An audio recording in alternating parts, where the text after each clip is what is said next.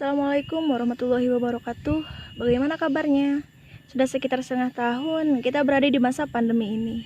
Apa yang kamu rasakan dengan keadaan sekarang? Dan bagaimana kamu mengekspresikannya? Nah, berkaitan dengan itu, sekarang saya akan berbagi pemahaman tentang emosi. Kira-kira apa yang kamu tahu atau apa yang kamu pahami tentang emosi itu sudah tepat atau belum? Mari kita bahas. Pernah nggak sih kamu bertengkar atau seenggaknya beda pendapat dengan orang lain yang akhirnya membuatmu emosi? Menurutmu, emosi itu apa sih? Dalam Kamus Besar Bahasa Indonesia, emosi berarti luapan perasaan yang berkembang dan surut dalam waktu singkat. Keadaan dan reaksi psikologis dan fisiologis seperti kegembiraan, kesedihan, keharuan, kecintaan, keberanian yang bersifat subjektif.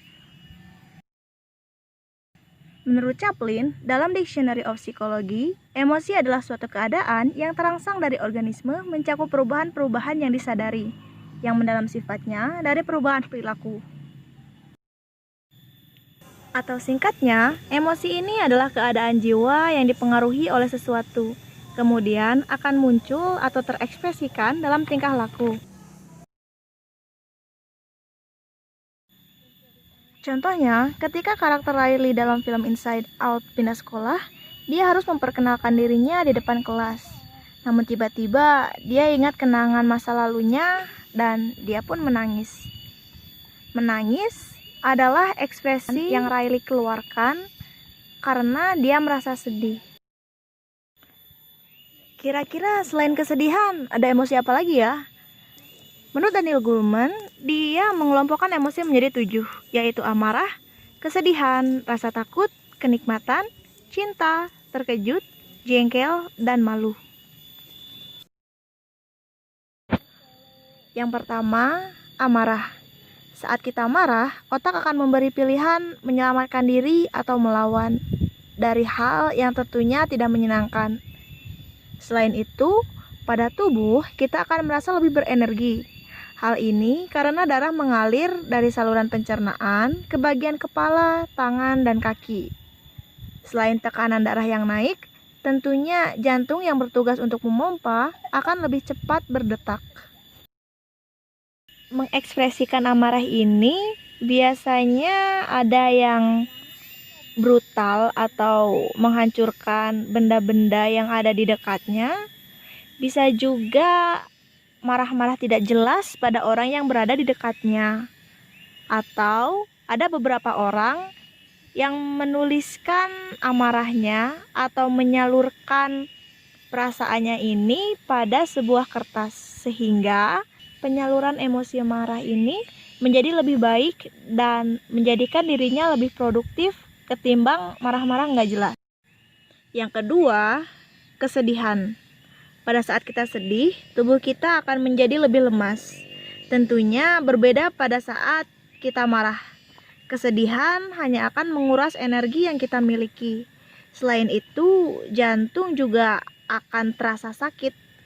Namun, pada saat seperti ini, biasanya daya ingat dan kemampuan untuk mengenali wajah akan menjadi lebih kuat. Kita pasti pernah mengalami, atau mungkin kamu pernah diputuskan oleh pacar, kesedihan tiba-tiba muncul.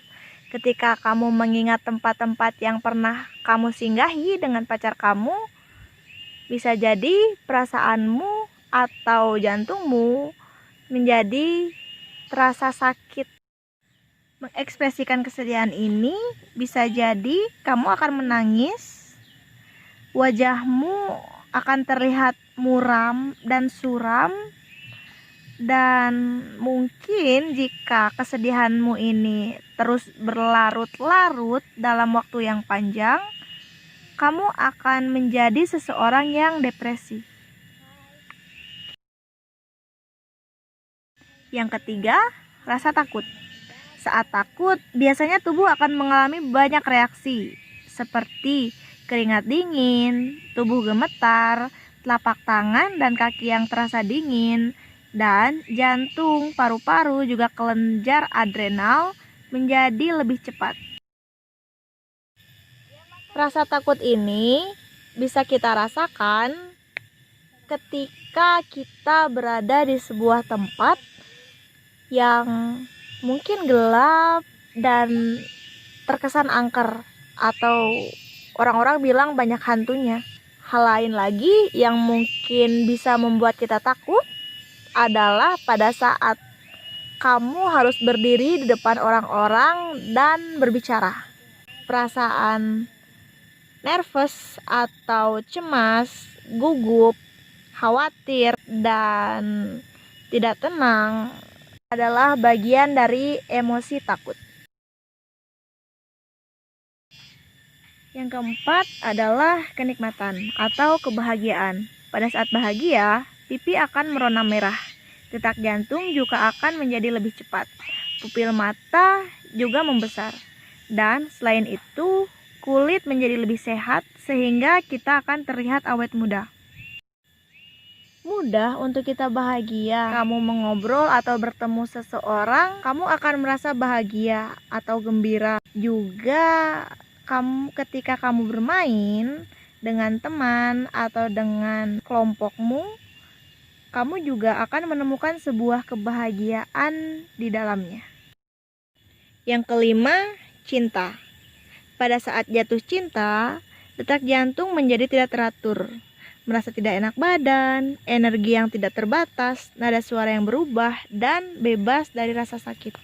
Emosi ini bukan hanya untuk atau dirasakan oleh orang-orang yang sudah berpacaran, tapi emosi ini juga akan ada ketika kamu bisa bersahabat atau menemukan seseorang yang bisa menjalin persahabatan dengan dirimu. Kepercayaan satu sama lain, kemudian bakti, hormat, kasmaran, dan kasih sayang merupakan bagian dari emosi cinta. Yang keenam, terkejut. Pada saat terkejut, denyut nadi menjadi lebih cepat atau lemah. Detak jantung yang tidak teratur, rasa pusing, sakit dada, kebingungan, bahkan hilang kesadaran. Emosi ketujuh adalah jijik. Pada saat merasa jijik, biasanya akan terlihat langsung dari ekspresi wajah. Umumnya, bibir akan terangkat ke atas dan mengerutkan hidung. Selain itu, mungkin ketika merasa jijik, kamu akan merasa mual hingga muntah. Yang terakhir adalah malu. Saat malu, jantung akan berdegup lebih cepat. Kemudian, pipi akan terasa hangat atau kemerahan. Fungsi dari emosi ini adalah yang pertama, bertahan hidup.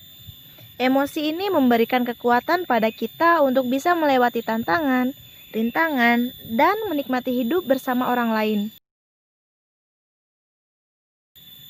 Yang kedua adalah sumber energi. Emosi akan memberi kamu energi positif, bahkan energi negatif. Energi positif di sini, dia akan memberimu semangat untuk mampu menjalani hidup, menjalani keseharian, menjalani rutinitas, dan lainnya. Atau energi malah membuatmu malas dan tidak mau melakukan apapun. Yang terakhir, emosi ini berfungsi sebagai pembawa pesan. Emosi akan memberitahu kita bagaimana keadaan orang-orang yang berada di sekitar kita tanpa kita mendengar atau tanpa orang itu mengatakannya kepada kita. Sehingga kita dapat memahami dan melakukan sesuatu yang tepat dengan kondisi yang dialaminya. Misalnya, ketika ada temanmu yang bercerita kalau dia sedang sedih, atau kita melihat seseorang yang hanya diam dan termenung, emosi dalam dirimu akan memberikan tanggapan untuk bersikap empati kepada orang tersebut dan memberinya dukungan dan bisa juga hiburan. Dan bukannya malah mengejek atau menertawakan. Kesimpulannya, emosi sangatlah penting dan berperan dalam kehidupan kita. Emosi bisa mempengaruhi hasil dari aktivitas atau interaksi yang kita lakukan. Oleh karena itu, penting untuk kita mengetahui, memahami, dan mampu memilih juga mengekspresikan emosi dengan tepat. Semoga mulai sekarang kamu bisa mengolah emosimu lebih baik dari sebelum kamu mengetahui apa itu emosi. Dan jika ada yang ingin ditanyakan atau didiskusikan, kamu bisa langsung mengontak saya di akun Instagram @sriwahyuni5. Sekian saja dari saya. Assalamualaikum warahmatullahi wabarakatuh.